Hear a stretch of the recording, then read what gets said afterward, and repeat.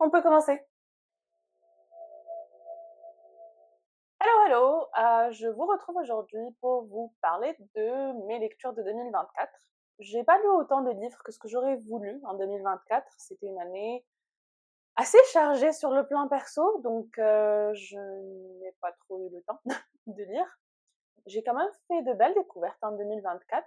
C'est l'année où j'ai décidé de ne plus avoir honte de ne pas terminer un livre quand ça ne me correspond pas. Je me donne jusqu'à 40-50% du livre et puis si jamais vraiment ça ne matche pas, bah je zappe en fait, voilà. Et je DNF. Donc c'est parti, on commence sans ordre d'importance ou ce n'est pas classé par ordre particulier ni quoi que ce soit. Mais donc, première saga dont je voulais vous parler aujourd'hui, qui a été assez décevante, c'est la saga Monsters and Gods. Le premier tome s'appelait Le livre maudit d'Azraël. Donc, moi, je l'ai lu en anglais, The Book of Azrael. Puis ensuite, le deuxième tome, c'était Le trône des dieux brisés, il me semble, The Throne of Broken Gods. Donc, c'est une saga qui normalement, donc on va compter 4 tomes. Pour l'instant, il n'y a que 3 tomes qui sont disponibles. Un seul tome en français, le deuxième va sortir très bientôt, en mars il me semble. Le troisième pas encore traduit. J'avais beaucoup d'espoir pour cette saga. Il me semble que je l'avais vu en fait, je l'avais découvert sur le compte Instagram d'une autrice que je suis, autrice d'une saga que j'apprécie particulièrement, donc j'ai fait confiance à son avis. Malheureusement, ça n'a pas trop marché. Sans spoiler ni quoi que ce soit, donc l'histoire suit Diana, pardon. Diane ou Diana? Non, Diana, c'est ça. Diana? Diana. I think so. Ouais. Donc Diana, qui en fait a conclu une sorte de pacte avec le diable. Donc elle s'est retrouvée une fois dans une situation un peu délicate avec sa petite sœur où en fait sa petite sœur était mourante. Et donc en voulant sauver sa petite sœur, elle a imploré tous les dieux qui puissent exister, tous les esprits, et elle était prête à tout faire pour sauver la vie de sa petite sœur. Et donc un dieu ou un démon plutôt a répondu à son appel, donc un certain Caden, donc un monstre, esprit, démon, ce que vous voulez, et a fait un pacte avec elle où en fait elle échangeait sa vie contre la vie de sa sœur. Donc Caden avait accepté de sauver la vie de sa sœur et puis en contrepartie, elle devait en fait travailler pour lui. Donc nous, quand on commence l'histoire, en fait, ça se passe 1000 ans plus tard. Donc là, ça fait 1000 ans qu'elle est en vie, toujours au service de Caden.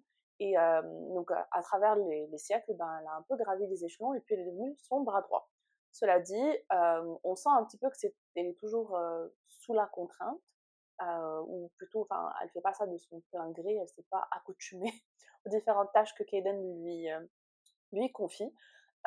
Et puis elle continue de faire ça toujours pour assurer la sécurité de sa sœur, parce que sa sœur, entre-temps, bah, sa sœur vit une vie normale. Bon, à part le fait, pour le fait que ça fait 1000 ans qu'elle est en vie, mais elle vit une vie, elle vit une vie, elle vit une vie, oui, tout à fait normale. Donc elle étudie, il me semble, elle étudie ou elle travaille en tant que médecin, quelque chose du genre.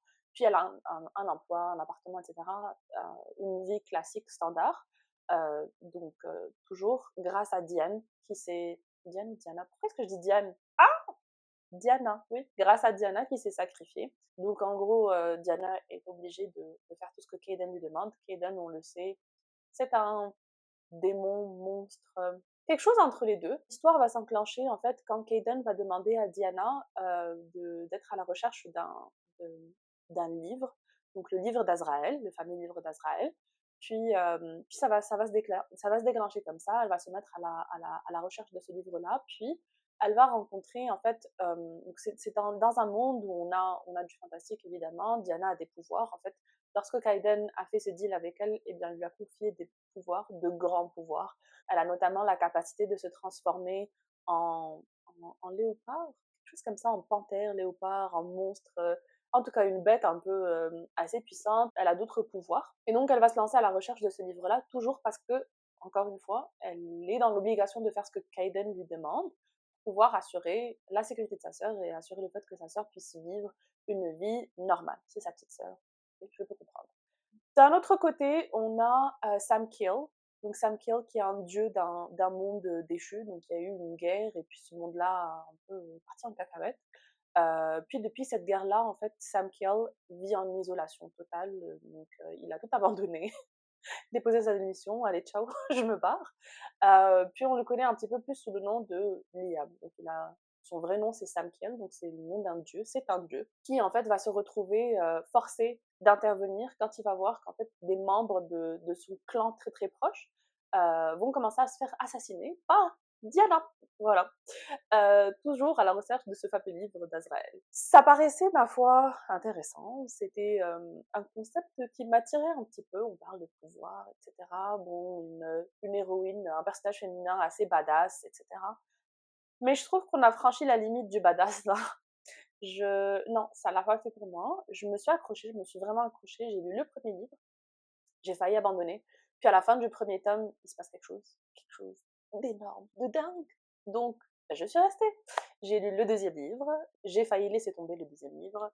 Puis à la fin du deuxième livre, il se passe encore une fois quelque chose d'énorme, de dingue. Et j'ai commencé le troisième livre. Au bout du premier chapitre, j'ai dit non, stop, on arrête là. Pourquoi est-ce que je n'ai pas accroché? Je n'ai pas accroché. J'ai quand même lu 2 livres, hein, 2 tomes sur 4, ça va. J'ai eu du mal avec les 2 personnages. Donc Diana, d'un côté, je trouvais beaucoup trop méchante. Je comprends, en fait, elle était prête à tout faire, toujours encore une fois, parce qu'il y avait l'enjeu de sauver sa sœur et de faire en sorte que sa sœur puisse vivre une vie normale, parce que si elle refusait de suivre les ordres de Caden, il allait se venger sur sa sœur, donc il allait y avoir des répercussions sur la vie de sa sœur, faut comprendre. Cela dit, il y a des façons de faire les choses. Je l'ai trouvée beaucoup trop cruelle, et la majorité des personnages, en fait, ne l'aiment pas parce que justement, elle fait des choses qui sont assez cruelle, donc elle n'a aucun mal à tuer des gens innocents, à tuer des gens innocents juste pour justement pouvoir avancer dans sa quête et puis arriver à ses fins. Non, je suis désolée, je peux pas, je ne peux pas, je veux bien, c'est pour sauver sa sœur, mais la vie de sa sœur ne vaut pas plus que la vie d'autres personnes, et surtout quand c'est fait de façon aussi désinvolte. Voilà, non, non, je peux pas, j'ai eu du mal à accrocher avec ce personnage, et quand il lui arrivait des merdes, tant pis pour toi, quoi. Ça, c'est d'un côté. Puis ensuite, on a, évidemment, si le personnage masculin était, si j'avais pu me raccrocher à ce personnage-là, j'aurais peut-être tenu, mais non, parce que le personnage masculin, j'avais aussi un problème avec lui. Je l'ai trouvé, comment dire ça, niais, niais, totalement. On nous le décrit et on nous le présente comme étant un dieu puissant, le plus puissant qui existe, avec des pouvoirs, ma foi, on l'appelle, d'ailleurs, son surnom, c'est World Ender. World Ender, ça veut dire celui c'est pas qui va achever le monde. Non, pas du tout. Parce qu'en fait, quand on arrive à des scènes d'action, où il va devoir se battre contre des créatures qui sont quand même un peu en bas de l'échelle alimentaire, hein, ben il a du mal. Ben il a du mal, le monsieur, il a du mal. Je suis désolée, mais où est donc passée toute cette force et cette puissance? Après, peut-être que c'est moi qui m'y ai mal compris, j'en doute. Mais oui, je l'ai trouvé très niais, puis j'ai pas pu m'attacher à lui, en fait, à aucun des deux. Donc j'ai tenu, j'ai essayé de tenir, mais il y avait beaucoup de choses qui collaient pas, en fait. Il y avait beaucoup de choses qui collaient pas, et ben, au final, ben, pour moi, en fait, je peux regarder au-delà de l'histoire et du plot, parce que forcément, ben, on va dire que c'est pas le plot le mieux construit de l'histoire. Je peux fermer l'œil sur ça tant que les personnages sont bons et sont attachants. Si je suis attachée au personnage, ben, déjà ça remplit ça, donc ça passe. Mais là, les 2 personnages, ben, je m'en foutais, je les blairais pas trop. J'ai essayé de m'accrocher, j'ai laissé tomber. Donc, personnellement, ce n'est pas une lecture que je recommande. Attention, c'est une fantasy, dark romantasy. Donc, c'est pour un public avisé. Mais oui, personnellement, je ne vous le recommanderais pas. Mais j'aimerais bien avoir vos avis s'il y en a parmi vous qui ont lu cette saga. Je voudrais bien avoir vos retours. Ensuite, Zodiac Academy. Ça a été une découverte assez intéressante, ma foi. Il me semble que c'est le conte de Julie Wally, Julie Wally, Julie Walali, Julie Wally. En tout cas, je le mettrai quelque part par ici.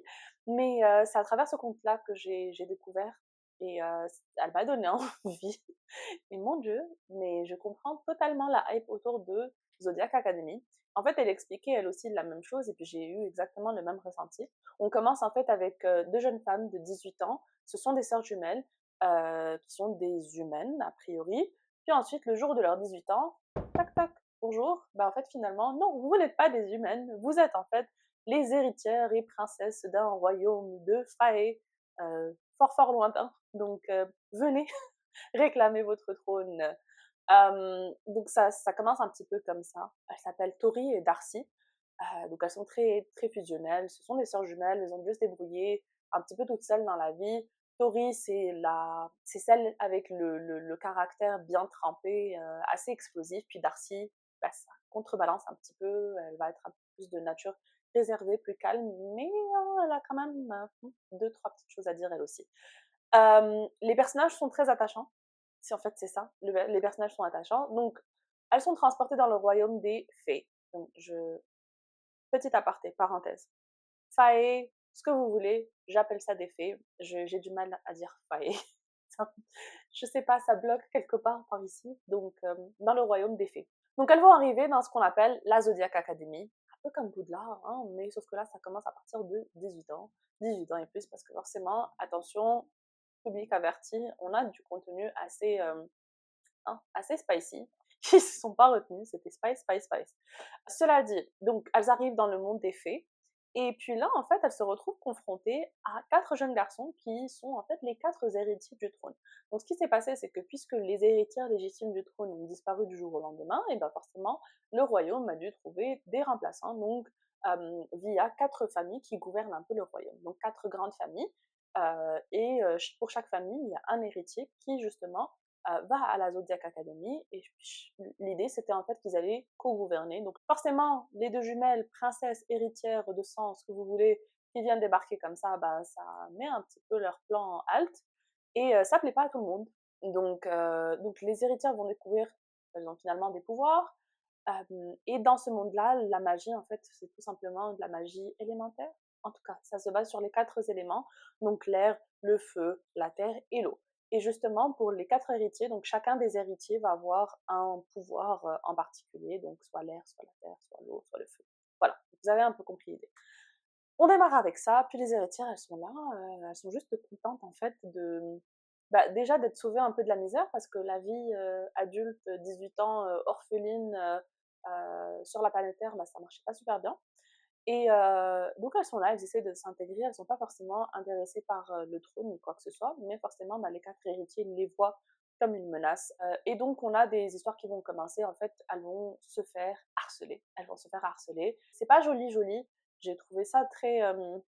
Enfin voilà, je dirais regarder la liste des trigger warnings, parce que c'est sûr que c'est pas...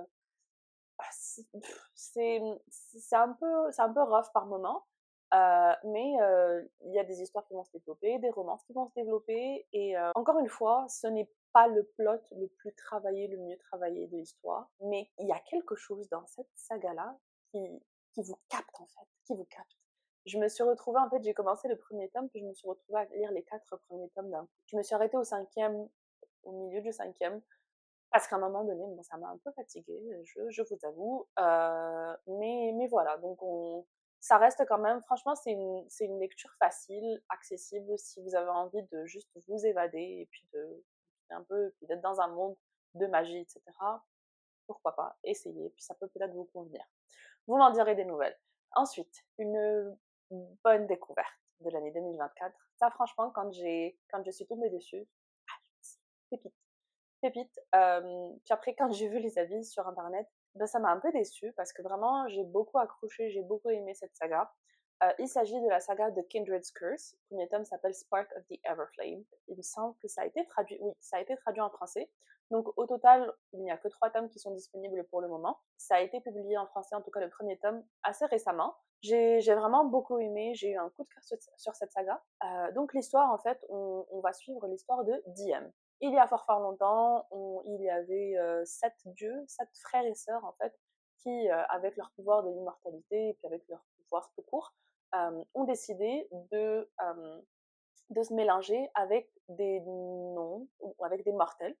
Et puis ça a donné en fait les Descendants. Chacun des dieux avait un pouvoir spécifique, et en fait ce qui s'est passé, c'est que le monde s'est divisé en 7 royaumes, 7 ou 9, 7 il me semble, 7 royaumes, donc chacun qui correspond à un des dieux et chacun qui est gouverné par un descendant de ce dieu en particulier. Donc chaque royaume a, donc, pour le dieu du royaume, ou plutôt le roi du royaume, le roi ou la reine, ça dépend, ben, ils vont avoir des pouvoirs magiques qui sont spécifiques à eux, que les autres rois n'auront pas. J'ai trouvé ça assez sympathique. Donc je reviens à Diem. Donc Diem est une jeune femme qui vit dans un des royaumes. C'est une humaine, donc elle est humaine, mortelle, et elle vit justement dans la ville des humains. Parce que il y a une sorte de séparation entre les Descended, donc ces êtres-là qui ont des pouvoirs, qui sont descendants des dieux, et entre les mortels tout court. Donc Diem, une jeune femme de 24-25 ans, qui est une soignante au tout début de l'histoire, et c'est ça qui m'a un peu captivée, c'est que l'histoire commence en fait au moment où Diem se balade tranquillement, pilou pilou, puis là, elle va surprendre sa mère en train d'avoir une conversation assez houleuse avec un des Descended. Donc, elle va se cacher, puis elle va observer un petit peu cet échange. C'était un échange assez mouvementé. Puis elle va essayer un petit peu de comprendre ce qui se passe, mais elle n'arrive pas à entendre, elle est beaucoup trop loin, etc. Puis elle a été interrompue.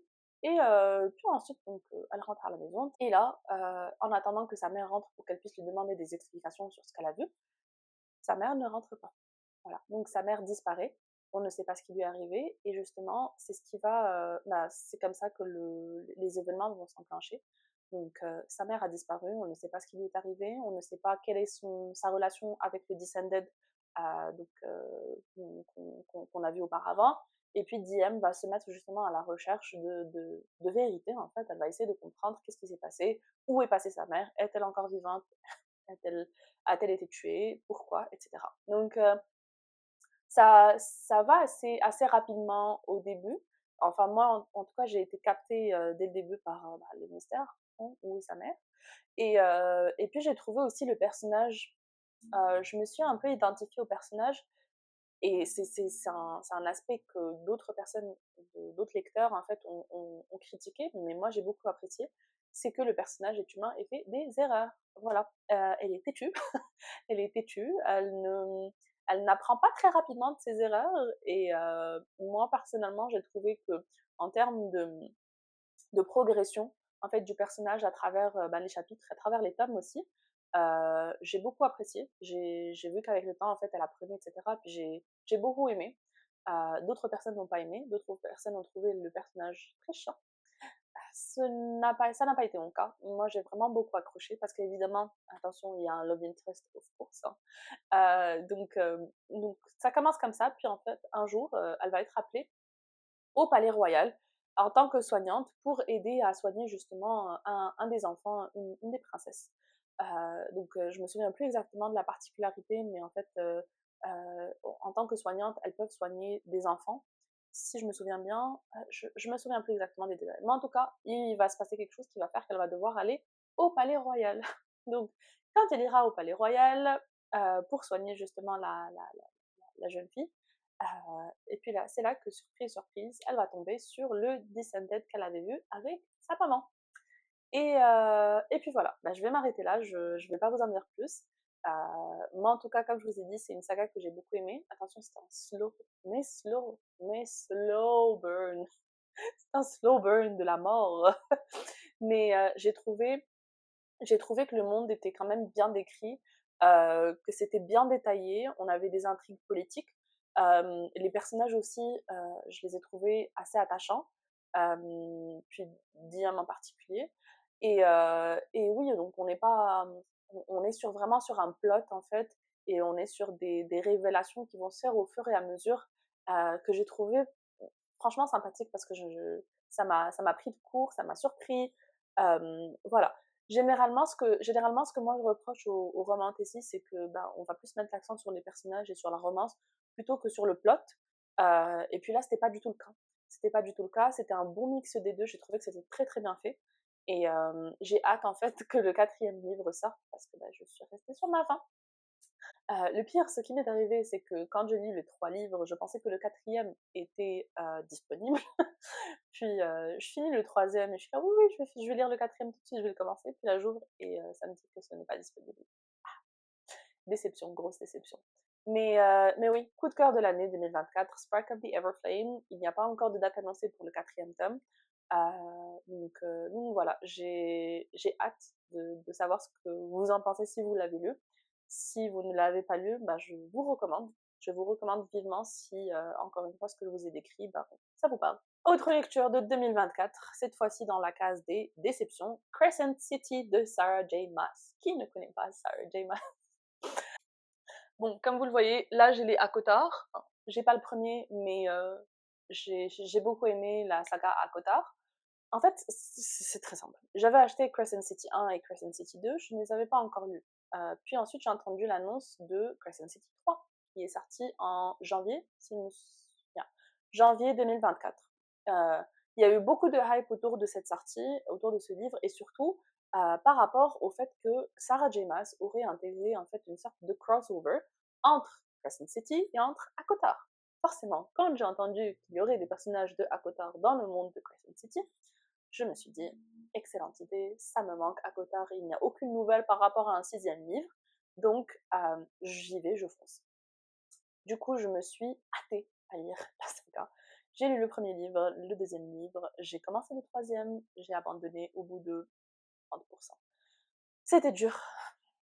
Grosse, grosse, grosse, grosse déception. Déjà, donc l'histoire, grosso modo, par rapport au premier tome, donc on suit l'histoire de Bryce. C'est une romantasy, non, pas une romantasy. Enfin, si c'est une romantasy, mais c'est une urban fantasy, donc ça se passe en fait à notre ère entre guillemets, mais dans un monde magique. Donc c'est pas du tout à une époque médiévale ou quoi que ce soit. Ils ont des téléphones portables, des boulots, des galeries d'art, des talons, tout ce que vous voulez.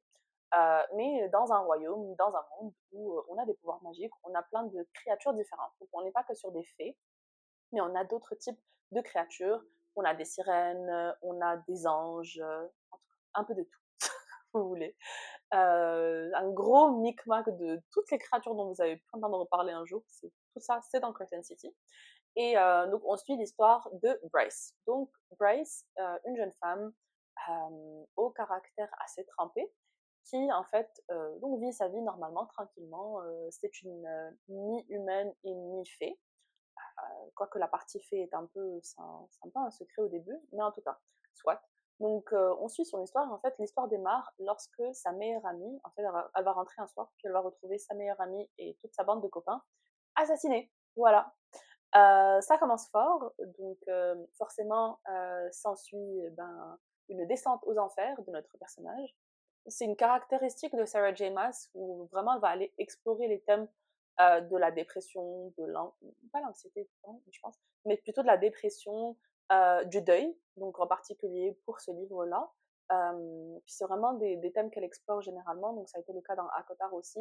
Je pense que ça a été plus ressenti dans le dernier ACOTAR, celui qui était centré sur Nesta. Voilà, donc l'histoire commence comme ça.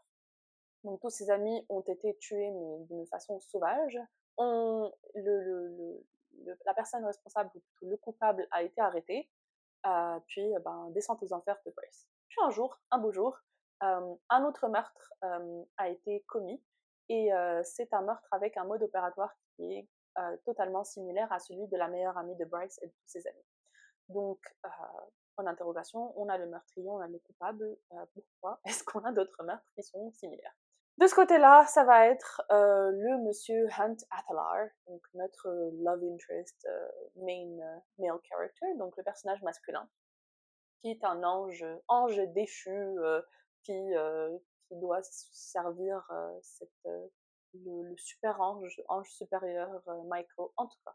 Donc c'est lui qui va être envoyé pour justement investiguer sur ces crimes-là, et forcément, vu le lien avec les crimes qui ont été commis sur les amis de Bryce, donc elle va être impliquée dans la recherche du meurtrier, dans cette investigation pour essayer de démêler ce qui s'est passé, etc. Ce n'est que le début, ah là là là là, mais ça va dans... Oh ouf, ouf, ouf. Mais en fait, c'est vraiment, c'est un des soucis que j'ai eu avec ce livre-là. Déjà, et je sais que je ne suis pas la seule parce que j'ai vu beaucoup d'avis qui parlaient de ça, c'est difficile en fait d'entrer dans ce monde-là. C'est difficile, mais tellement difficile. En fait, on a, on a une sorte de dump d'informations, genre en fait elle va jeter toutes les informations, et c'est vraiment difficile de démêler tout ça. J'ai pas trouvé que c'était, en termes d'exécution, que c'était bon, Mais je me suis accrochée, et puis encore une fois, sincèrement, Sarah J. Maas, je trouve que tout ce qui a un rapport avec le plot, c'est pas son point fort, mais du tout, du tout, du tout. Ce que j'apprécie dans ses écritures plutôt, ce sont les personnages, et encore pas toutes parce que j'ai lu Throne of Glass et je ne comprends pas, mais je ne comprends pas la hype autour de Throne of Glass. J'en parlerai dans une autre vidéo parce que ça, franchement, c'est quelque chose qui m'a...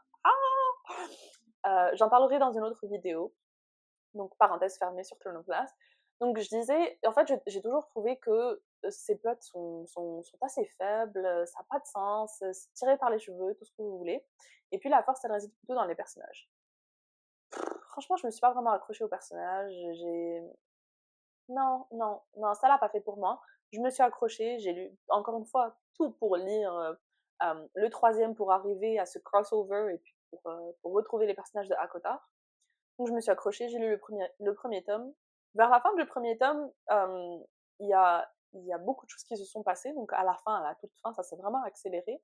J'ai apprécié, mais franchement, j'ai apprécié sur le moment, puis après, en fait, non, je reviens sur ça, pas tant que ça, parce que on dirait que c'est vraiment mal structuré, on a des endroits où en fait on va arriver sur genre un tas d'actions, puis après plus rien, et je trouve ça vraiment assez mal exécuté. Donc c'est pas un enchaînement qui moi personnellement me convient. J'ai tenu pour le deuxième livre, je l'ai lu aussi, encore une fois, puis j'ai commencé le troisième livre. Non, non, non, non, non, non, non. Non. Franchement, j'ai pas aimé. Puis même les créatures, les pouvoirs, etc., le système, ça m'a pas parlé. Euh, romance, pardon. Une fantaisie urbaine, c'est comme ça qu'on appelle ça, je suis pas sûre. Mais urban fantasy, pas trop mon délire non plus. Non, non, ça n'a pas marché pour moi. Crescent City, donc gros flop. D'ailleurs, je n'ai plus les livres, je les ai vendus. Ensuite, autre lecture de 2024, encore une fois, une autre saga, évidemment, de romantasy. Donc, cette fois-ci, il s'agit de Iron Flame. Iron Flame, deuxième livre du Empyrean quelque chose. Donc, la suite de Fourth Wing.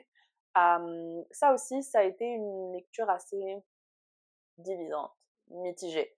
J'ai eu du mal à le finir, sincèrement, j'ai eu du mal à le finir, j'ai dû me forcer à le finir parce que j'avais acheté la version reliée qui m'avait coûté pas mal d'argent. Et puis je me suis dit, bah, je vais quand même m'accrocher. Ça a été une lecture assez difficile et j'ai vu en fait sur internet qu'il y avait beaucoup de lecteurs qui avaient le même avis que moi, où en fait il y a tellement de choses qui se sont passées, j'ai eu du mal à suivre, c'était beaucoup d'informations d'un coup, puis en fait apparemment, de ce que j'ai compris, ce livre-là n'était pas destiné à être un seul livre, mais plutôt deux livres séparés, deux tomes séparés. Et sincèrement, on le voit dans le livre, la séparation. On voit que dans la première partie, on est sur une histoire et un enchaînement, puis après, dans la deuxième partie, c'est totalement différent. Et j'ai eu du mal, je me suis accrochée, je l'ai terminé. Est-ce que je recommanderais? Ça dépend parce que... Attendez. Tada! J'ai craqué. Oui, oui, j'ai craqué. J'ai craqué. J'ai craqué. J'avais beaucoup aimé Fourth Wing. Bon, je vous avoue qu'au début, Fourth Wing, quand je l'ai commencé, j'ai un peu eu du mal avec Violet. Je l'ai trouvé assez... Dans ses dialogues et puis dans sa répartie, je la trouvais pas très drôle. Je pense pendant les premiers chapitres, je la trouvais un peu lourde. Cela dit, bah avec les dragons, etc., j'ai trouvé ça m'a... Ah ouais, bah forcément, on parle d'une école, de pouvoir, de dragons, oui, moi ça me va. Donc, c'est un monde, c'est un univers qui m'intéresse, qui me plaît. Raison pour laquelle je me suis accrochée, j'ai terminé Iron Flame, puis Onyx Storm. Regardez-moi ça. Magnifique jaspage. Alors oui, je sais. La couverture ne fait pas les livres, je sais. Mais le jaspage fait les livres. Franchement, regardez-moi. Mais il est beau, il est beau. Rien que là, toute la partie en noir, là, je viens à peine de le commencer. Je ferai une vidéo séparée sur Onyx Storm une fois que j'aurai terminé. Je prendrai mes petites notes, etc. Puis j'ai hâte. J'ai vu un petit peu les retours. Il me semble que... Attendez. Donc j'ai vu un petit peu les retours et puis je vois des retours positifs globalement où en fait il y a pas mal de personnes qui disent que non, non, ce n'est pas comme Iron Flame, on est sur quelque chose de différent, ne vous inquiétez pas. Donc je croise les doigts, je croise les doigts. Mais voilà, donc Iron Flame, lecture 2024, pas top, mais est-ce que ça en valait la peine? Je verrai à la fin de ce tome 3, je l'espère, je l'espère. Ensuite, dans la catégorie des thrillers, bon, mention non honorable du tout, j'ai lu La femme de ménage de Freida McFadden. Je comprends pas. Je ne comprends pas l'engouement et la hype autour de ce livre. Ça a été une grosse, grosse, grosse déception. Je l'ai lu en entier, c'est-à-dire que je me suis accrochée jusqu'au bout, jusqu'au bout, mais non. Franchement, grosse déception. Je ne comprends pas pourquoi il y a des suites. Déjà, l'histoire en soi n'était pas top, donc je ne comprends pas. Et puis en plus de ça, je trouve pas que c'est une histoire enfin, en fait, non, je trouve qu'on fait des suites parce que commercialement, bah, forcément, ça a un intérêt, mais au niveau de l'histoire, au niveau du plot, etc., j'ai pas trouvé que c'était intéressant du tout, du tout, du tout. Je me suis arrêtée au premier, franchement, je ne vous recommande pas. Le personnage principal était chiant, voilà, elle était chiante. Puis le plot en soi, et les dénouements, et les plot twists, tout ça, non, passez votre chemin. J'allais dire, il y a de meilleurs thrillers, mais en fait, j'ai l'impression que j'ai du mal à trouver de bons thrillers. Donc, si vous avez des recommandations, n'hésitez pas, s'il vous plaît. Parce que de temps en temps, alors, okay, petit aparté, oui, mon genre favori, ou plutôt ce que je vais avoir tendance à lire la majorité du temps, ça va être tout ce qui est fantasy, romance, romantasy, de façon générale, du fantastique, avec quand même un peu de romance, hein, pas du high fantasy, non, non. Je ne suis pas encore prête à franchir cette étape-là. Peut-être que ça viendra, mais pour le moment, non. Par contre, j'aime bien casser de temps en temps, parce que ce qui se passe, c'est que je vais en avoir marre. Je vais en avoir marre d'être une humaine dans un monde d'humains sans pouvoir.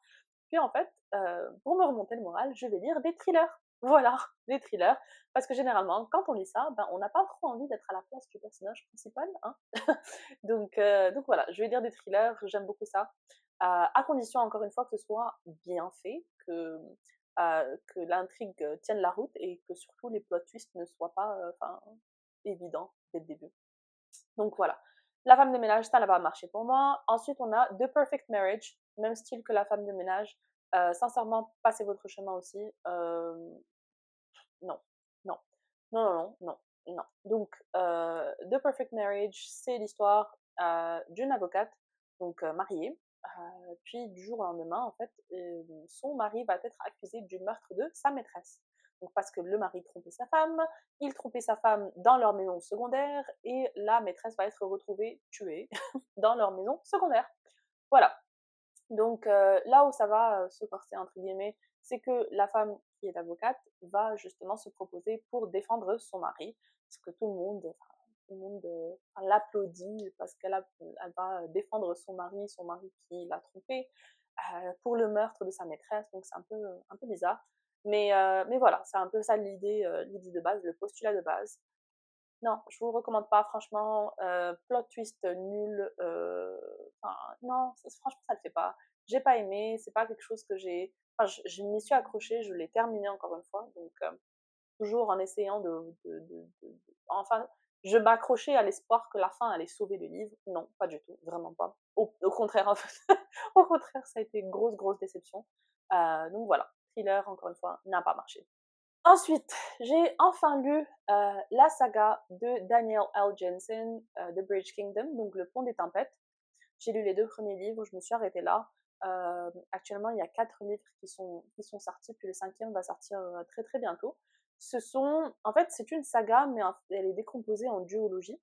Donc, où les 2 premiers livres, on va suivre l'histoire de personnages, puis les 2 personnages vont exister dans les autres tomes, mais ce ne sera pas de leur point de vue à eux, puis on va suivre d'autres romances.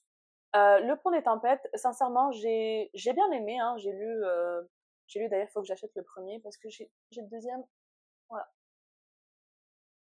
juste là. Ça, c'est le deuxième tome, La Reine Traîtresse. Le premier, bah, c'est Le Pont des Tempêtes.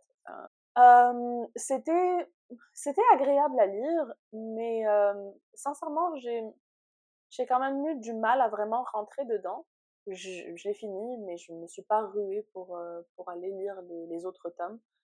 J'ai trouvé ça assez sympathique, mais sans plus. Enfin, c'est pas quelque chose qui m'a vraiment... qui m'a... Ah, tout est moustique. Non, pas du tout. Non. C'était bien, c'était sympa. L'histoire commence avec... On va suivre en fait l'histoire de Lara. Lara qui est princesse d'un royaume, on est encore une fois dans de la fantasy, mais il n'y a pas de pouvoir. Euh, ça, je le savais pas. C'est peut-être ça qui m'a un peu déçue. On est dans un autre monde, dans un autre royaume. Donc, Lara, en fait, est une princesse du royaume Meridia. Bon, je vais pas, je ne vais pas sacrifier, je vais pas acheter ça.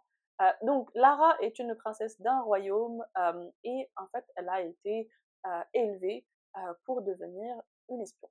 Donc, c'est elle et ses autres sœurs, donc elles sont 12 sœurs en fait, 12 sœurs, 12 princesses qui ont été élevées en isolation et qui ont été entraînées pour devenir des espions, justement parce que le royaume dont elles sont issues a signé un traité avec un autre royaume qu'on appelle le royaume de Itikana. Donc le royaume de Itikana est un royaume assez stratégique parce qu'il contrôle le pont, le fameux pont des tempêtes. C'est un pont qui relie des royaumes du sud avec les royaumes du nord. Et puis le royaume d'Itikana est composé de plusieurs îles qui vont longer un petit peu le fameux pont. Et c'est un pont évidemment très stratégique, hein, forcément, parce que c'est le seul moyen en fait de traverser et puis de passer d'un continent, donc du sud au nord, et puis c'est assez important pour tout ce qui est des échanges commerciaux, etc. Donc ce pont-là est contrôlé par le royaume d'Itikana, et le royaume d'Itikana a signé un traité avec le royaume de Lara, Maridnia, je suis pas sûre, je vais appeler ça Maridnia. Donc ils ont signé un traité ensemble où en fait pour le futur roi de Itikana, on lui a promis une princesse hein, du royaume de Maridnia. Donc cette princesse, eh bien ça va être Lara, qui va justement être envoyée pour être mariée à ce roi-là. Donc Lara a grandi en fait, encore une fois, sa mission de vie, c'est justement d'infiltrer le royaume d'Itikana, donc de se marier avec le roi et d'infiltrer ce royaume pour pouvoir justement donner des informations, envoyer des informations stratégiques au roi et à son pays à elle pour qu'il puisse justement envahir le royaume d'Itikana et contrôler le fameux pont. Donc ça commence un petit peu comme ça, on est sur une female character qui est très qui est badass, hein, qui s'est entraînée toute sa vie, donc c'est une bonne combattante, on est sur ça.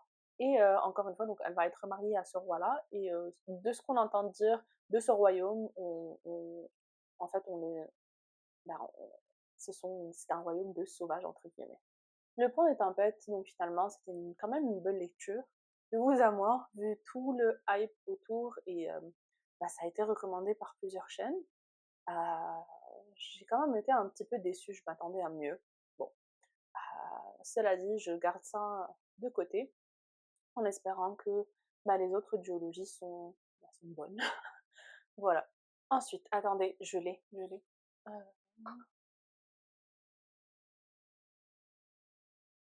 Gold. Euh, le cinquième tome, le cinquième, il me semble, oui, le cinquième tome de Plated Prisoner Series, donc la saga d'Oren.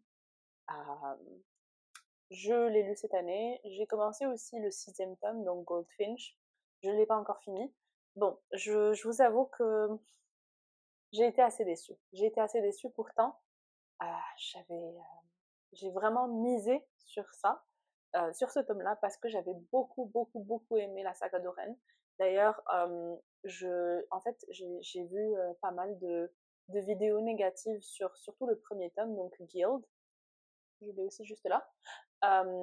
Et ce que je peux comprendre en fait, parce que vraiment il faut aller au-delà du premier tome, mais en fait j'ai trouvé que c'est à partir du deuxième tome que vraiment ça commence à devenir intéressant, et j'ai eu un gros coup de cœur sur cette saga quand je l'ai commencé, et je l'avais commencé puis j'avais tout lu d'un trait, c'était avant l'apparition du cinquième tome. Puis ensuite il a été annoncé que en fait normalement c'était une saga qui allait être sur 5 tomes uniquement, puis à la sortie du cinquième tome, l'autrice a fait la grande annonce, la grande révélation que en fait finalement elle ne pouvait pas tout mettre dans un livre, donc il allait y avoir un sixième tome. forcément, en fan de Oren et la saga d'Oren de façon globale, j'ai été complètement... Ah, j'étais trop contente. Jusqu'à ce que je lise. Bon, ça a été dur. Ça a été dur et franchement, je suis encore en train de me forcer à finir le 6e, avancer sur le 6e et à terminer pour avoir le fin mot de l'histoire, la conclusion, parce que je me suis vraiment beaucoup investie. En particulier les tomes 2, 3 et 4, ils étaient bons. Ils étaient bons, il y avait tellement de potentiel avec cette saga. J'avais beaucoup aimé en fait parce que ça mêle vraiment entre intrigue politique, beaucoup de spice évidemment, mais intrigue politique puis le personnage en fait, le personnage d'Oren qui grandit, qui évolue, qui avance, qui apprend, qui bah oui, qui mûrit en fait, qui mûrit et on voit ça à travers les livres et j'ai tellement aimé, mais tellement aimé. Puis les plot twists qu'il y a pu avoir, ben je n'y attendais absolument pas. Vraiment, ça m'a surpris et pourtant il y avait des petits il y avait des petites, comment dire, des petits indices pendant les tomes précédents. Et c'était tellement subtil en fait que bah, je m'en étais pas rendu compte.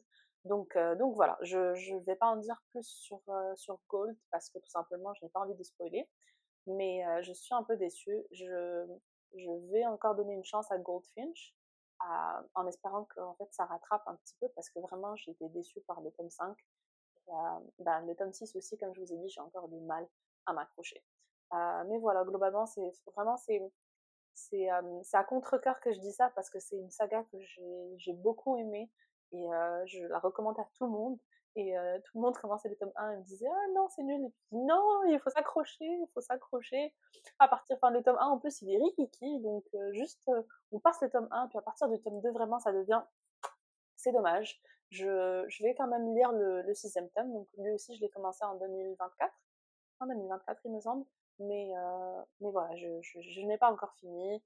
Je ferai probablement une review complète en fait de la saga parce que c'est vraiment une saga qui m'a marquée. J'ai trouvé en fait tous les éléments que je recherchais, surtout encore une fois dans les tomes 2, 3 et 4, c'était le concentré de ce que je recherche dans une romantécie. Malheureusement, bah, voilà. Donc Gold, ça a été aussi petite déception de l'année, mais on verra à la fin de Goldfinch, donc du 6e tome, comment en fait tout va se terminer et si ça va rattraper ou pas. Donc, autre lecture, c'était de Poppy War. De Poppy War, premier livre ou premier tome, il me semble que c'est une trilogie. Je l'ai lu en entier, je l'ai terminé. J'ai décidé de ne pas continuer la saga. C'est déjà en soi, le tome en soi, j'ai eu du mal à suivre, j'ai eu du mal à m'accrocher à certains moments. Ça m'a pris d'un coup, puis ensuite après, j'ai eu des soucis en fait avec. C'était pas une lecture pas facile, mais j'avais eu du mal à suivre en fait les événements et puis la temporalité qui changeait un petit peu. D'un coup, ben, on est sur une temporalité normale, puis après, ben, c'est 6 mois plus tard, un an plus tard. J'aime pas trop ce genre de délire. Et puis, mais j'ai quand même tenu, hein. J'ai quand même tenu jusqu'à la fin. Puis en fait, à la fin, j'ai eu du mal avec le personnage principal. Je l'ai lu, je lui ai donné sa chance. Malheureusement, ça n'a pas matché, donc je ne continue pas la saga. Je vous avoue que quand ce genre de choses arrive, où genre je commence, je finis le premier tome, puis ensuite je ne lis pas la suite, ça me, ah, ça me démange un peu, mais bah, il faut faire des choix. Je n'ai pas le temps, je n'ai pas beaucoup de temps et bah, je ne veux pas consacrer mon temps précieux de lecture à quelque chose qui ne va pas me procurer de la joie, du bonheur, enfin voilà, qui ne va pas me satisfaire, donc je préfère m'arrêter là. Et puis je vais clôturer la vidéo avec 2 lectures qui n'ont rien à voir avec le monde de la romanticie, mais qui ont été quand même assez sympathiques. Donc le premier, c'est L'Anomalie de Hervé Letellier, qui, bah, ça a été cool en fait, j'ai bien aimé le concept. C'est un peu, c'est pas de la science-fiction, mais c'est pas de la science-fiction, c'est de la fiction, mais en tout cas, il y a un petit truc, un petit, tout petit. Mais j'ai bien aimé, c'est tout petit, ça se lit très très vite. Attendez, ah il est trop, laisse tomber, il est trop. Mais c'est vraiment, c'est tout petit, hein, c'est tout petit, ça se lit très très vite, et puis c'est un bon, palette cleanser. Donc, bah, ça, c'est le genre de truc que j'aime bien lire entre deux sagas de romantasy pour un petit peu changer. Pour un petit peu changer. Donc, ça d'une part. Puis un autre qui était aussi une bonne découverte, toujours dans le même style, enfin, hors du monde des romantasy, une fiction qui s'appelle Les meurtres qui font du bien. Il a été traduit de l'allemand, celui-là je l'ai lu en français aussi, l'une de mes rares lectures en français, mais ça a été très très sympathique, j'ai beaucoup aimé. Il me semble qu'il y a la série, oui, oui, la série qui est sortie sur Netflix, donc une adaptation sur Netflix. Et franchement, c'était très cool à lire, c'était léger, c'était drôle, vraiment bah, très léger en fait, et puis ça se lit très facilement et très rapidement. Donc je vous recommande aussi. Le concept est très très marrant en fait. Donc on suit la vie d'un avocat, et donc c'est un avocat qui travaille pour un mafieux. Et c'est un avocat qui travaille pour un mafieux en fait, qui commence à faire beaucoup d'anxiété, et qui va voir en fait un coach, tout ce qui est zen, pleine conscience, méditation, qui va l'aider justement à appliquer ces principes-là dans sa vie à lui. Évidemment, le coach ne sait pas que l'avocat travaille pour un mafieux. Donc c'est vraiment, c'est très drôle, c'est très léger, et oui, donc si c'est quelque chose qui vous parle, franchement, je vous le recommande, allez-y les yeux fermés. C'est une valeur sûre, c'est très très léger, ça passe crème, c'est drôle, c'est sympa. Franchement, allez-y. Voilà, bah c'est tout, j'ai fait le tour. C'était pas beaucoup. Il y a deux, trois livres que j'ai pas mentionnés parce que bah, je ne pense pas que ça vaut la peine d'être mentionné. Mais grosso modo, c'était mes lectures de 2024. Pas beaucoup, pas énormément. J'espère pouvoir en lire davantage cette année. Et puis, bah, je vous retrouve très très rapidement pour une vidéo sur Onyx Storm. Donc, je vais lire ça, et puis j'enregistrerai probablement une vidéo sur bah, mon avis puis mes ressentis à travers les chapitres. Donc voilà, je vous retrouve très très vite, et puis n'hésitez pas à me donner des recommandations de livres. Je suis toujours à la recherche bah, de nouvelles sagas, de nouvelles histoires qui vont, je l'espère, me captiver. Donc voilà, bah, écoutez, n'hésitez pas à me faire savoir ce que vous avez pensé de cette liste-là, si vous avez des recommandations, s'il y a des choses qui étaient dans ma liste que vous avez lues, j'aimerais bien avoir vos avis aussi. Et je vous retrouve très très prochainement. Bye!